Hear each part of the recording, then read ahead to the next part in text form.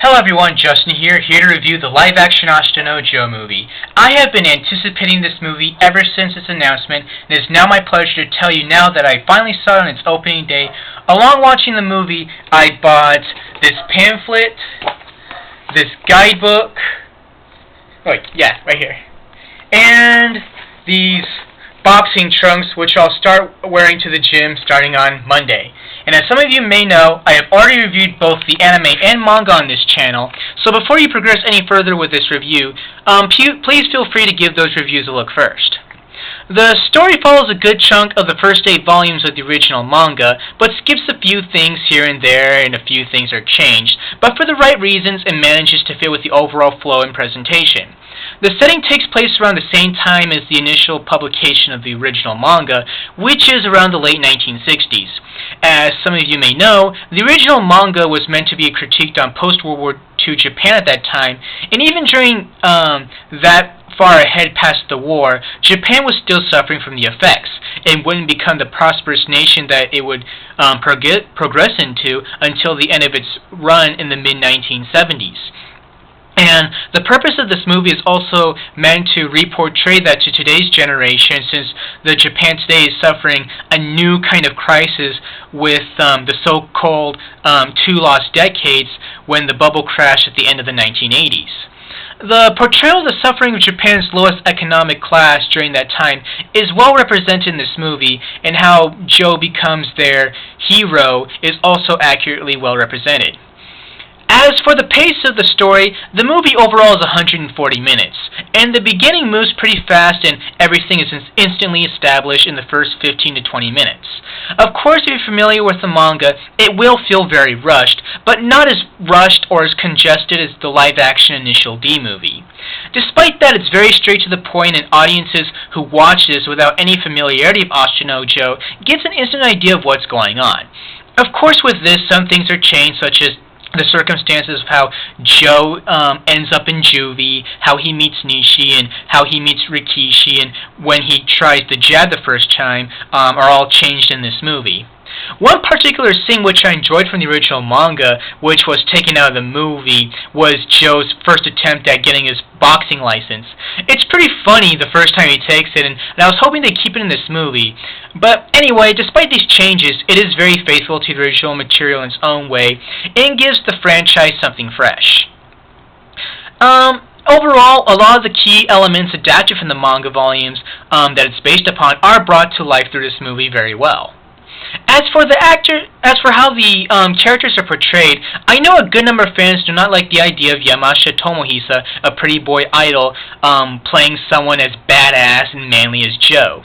If you've read the manga or seen the anime, you know Joe's a fucking badass, and a majority of HajimeNoJo fans are fans of what I call the old school Japan during the era of Kurosawa and Zatoichi, and old school anime in general. Despite that, I was already a fan of him through his music and his previous acting credentials such as Kurosagi and Code Blue, and I thought he could give Joe justice in his own way. His voice does sound a lot like Aoi Teruhiko, the original seiyuu who played Joe in the anime, and he was also a singer and actor through the Johnny's agency as Yamapi is now. So I think it's really cool that Joe has been played by a Johnny's talent, and, 2 talented Johnny's actors and singers at that. Granted, his performance is not, let's say, to the level of Heath Ledger's Joker, but I thought he did great as the way Joe was written. Chiba Tetsuya, one of the co-creators, actually praised his performance in this book. But I do have problems with the way how Joe was portrayed in this movie, which I think is more of the fault of the writers and director as opposed to Yamapi. In the original manga, yes, Joe is a major asshole and is acted in ways that makes Mike Tyson look like a saint.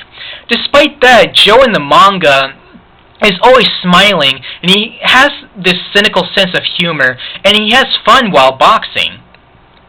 While in this movie, the way Joe is portrayed is, try to imagine Miyata Ichiro from HajimeNoJMo, but as a major punk ass, and you get the way he is in this movie.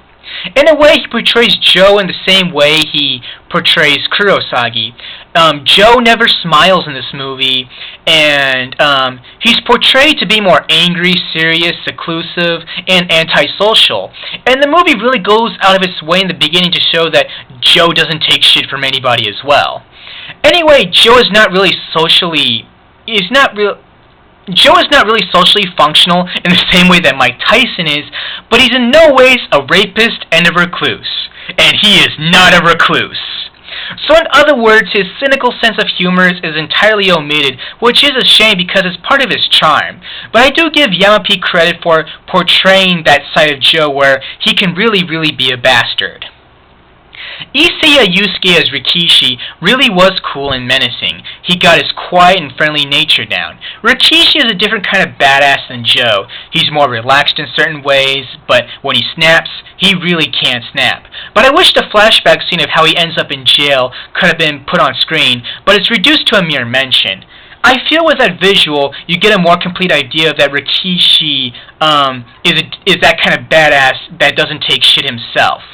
What really amazed me was Issei show Christian Bale work ethic and getting to Rikishi's body weight. In the manga and even in this movie, Rikishi goes through a crazy weight cut to fight Joe in the climax. But it's not just a portrayal of that sequence that amazes me, it's just that Issei really went that far to cut weight in real life in the same way Rikishi had to. Both actors, as a matter of fact, had to cut down to 118, the actual fighting weight, bantamweight of their characters, and they were at 3 to 5% body fat. And I was reading that Issei really had a hard time with it, and he actually went with it. So I really give him credit for really embracing that spirit of his character to himself as well. Karina's Yoko was pretty good. She was shown to be a very serious and strong woman. She may not know anything about boxing, but she has this determination to succeed for herself and to help her boxers succeed and to even help Joe succeed. Her relationship with Rikishi is well portrayed in this movie and is faithful to the manga. Yoko and Joe's relationship, like in the manga, is very tense, but is not as well deeply explored as her relationship with Rikishi. But in the later half of the manga, after where the movie ends, the relationship is given deeper exploration. Joe is still an asshole to Yoko, but not in the same way he is in the manga. In the manga, he goes as far as threatening to kill her, and is really more verbally direct with her, while in the movie, of course, due to how I think the writers portray Joe, is that he just gives her more of the cold shoulder, but he is very confrontational with her, but in a very different approach. Kagawa Teruyuki as the coach, Tange Danpei, I say you couldn't have asked for a better performance out of that character. He really shows that he cares about Joe, and he always has his dream of making a champion, and finds his dream in Joe, and would never give up on him, despite what he does. The performance reflects that of the original's voice actor, whose name escapes me. I think it's like Fujioka something, but still, he was great. It's not just the cast individually that worked in some way. I thought the chemistry they all had together made it fit.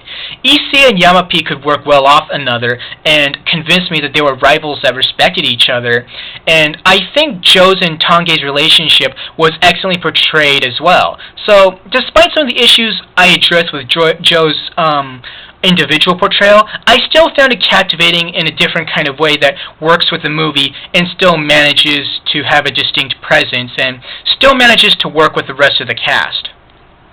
Before I get into the fighting, I would like to talk about the music for a brief bit. To make fans happy, at the beginning, an instrumental version of the original anime opening theme is used and used it excellently well. The majority of the soundtrack mostly relies on blues and a little jazz to reflect the harsh but yet, life goes on atmosphere that this movie has. For the boxing and especially the training sequences, it is more orchestrated and sounds a bit more militaristic. When you say let's see a Rocky montage, of course you got the "Gonna Fly Now" song, which is supposed to be uplifting. While with the training montages, the music, as I said, is more militaristic and gives you more this feeling that the fighters are not just getting ready to go to war, but they're ready to die. And I think the biggest gripe most fans will maybe have is the ending theme, "Show Me Love, Not a Dream" by Utada Hikaru. By itself, it's a very, very, very, very, very, very, very, very excellent song. And I do happen to be a fan of Utada Hikaru, and like I said, I like this song, but having this modern-sounding J-pop song with a movie that's supposed to take place 40 years ago and relies on the music of that time just doesn't really fit. I mean, try to imagine making a movie about the black boxer Sugar Ray Robinson. Yes, he's black, and like they're using let's say the jazz tunes of that time and the soul tunes of that time, and then like you have the ending theme by 50 Cent. This is exactly what they're doing here. Yes, the song is very intense, but just doesn't really fit with what they wanted to do with HajimeNoJMo. I would have preferred if they would use the Rikishi Toru theme from the anime. With the way the movie ends, if you're familiar with the anime and manga to what is being portrayed, you know how it's going to end, and this song would have just been absolutely perfect. Now it's time to get to the bread and butter, the fight scenes. From the beginning, there will be fight scenes, which is of course Joe's street fights and his fights in prison. The street fights are well choreographed and shows that Joe has skills as a street fighter. And as for the boxing, it may not be up to the level of Rocky, but I say it's just about as good as other boxing movies outside that franchise, such as Cinderella Man and the recent movie called The Fighter. And those are based off true stories. The boxing matches really go out of their way to being faithful to the manga as far as to where bruises and cuts occur. Joe's fighting style in boxing matches is accurately portrayed where he's a brawler by nature, and Rikishi in contrast is portrayed to be more technical and shows a bit of Roy Jones Jr. with his stance and movement. Like the Ali movie and Raging Bull, there will be close-ups and first-person angles with the action sequences. I'm really not a fan of this in boxing movies since it gets too shaky and it's really hard to see things. But in addition, it also uses the 360 bullet time action angle with the exchanges of body blows with Rikishi and Joe, in let's say the same nature that Kitamura Ryuhei uses this technique in versus an Azumi. It's something new with the boxing movie genre, but due to the novelty of being based on a manga, this camera technique does make some sense and works in this kind of way. In the other boxing scenes, real-life boxers and champions are used as extras as the opponents, and former champion Hamada Tsuyoshi plays one of the commentators, so a lot from the boxing community in Japan is contributed to this movie. And before I end this review, I would like to share a few things with this book I got. And one is a picture of Joe as Rikishi, here's a picture of Ippo as Joe, dressed up as him. Morikawa-sensei, who is the author of HajimeNoJMo, actually drew this. And, where's that picture of him as Rikishi? Shit. Here's Rumiko Takahashi. Here's, Ippo as, Rikishi. That's pretty funny, like, he's looking all skinny and shit. And, also, as you just saw, here's the ending clip from HajimeNoJMo, and I would like to show you my personal fan art of that particular scene. I drew this about 5 years ago, wow. February 10th, 2005, wow, almost 5 years ago to this, a little over 5 years ago to this day. I drew this picture of the ending to HajimeNoJMo. So, but in that book I just showed you, despite having the reviews of Morikawa Joji and Takahashi Rumiko, I'm pretty upset that Kurumada Masami wasn't interviewed since he made Ringu ni Kakero as a tribute to HajimeNoJMo, and that manga paved forward the shonen genre, the shonen boom of the 1980s, of the late 1980s and the mid 1990s. But other than that, I still think this is a very excellent book and an excellent movie. And to conclude, I'm coughing. As a boxing movie, it does get a little silly, but it does capture an appropriate and necessary intensity in nature to what it is. But as a live-action manga, it's certainly one of the best I've seen despite some of my personal disagreements with it.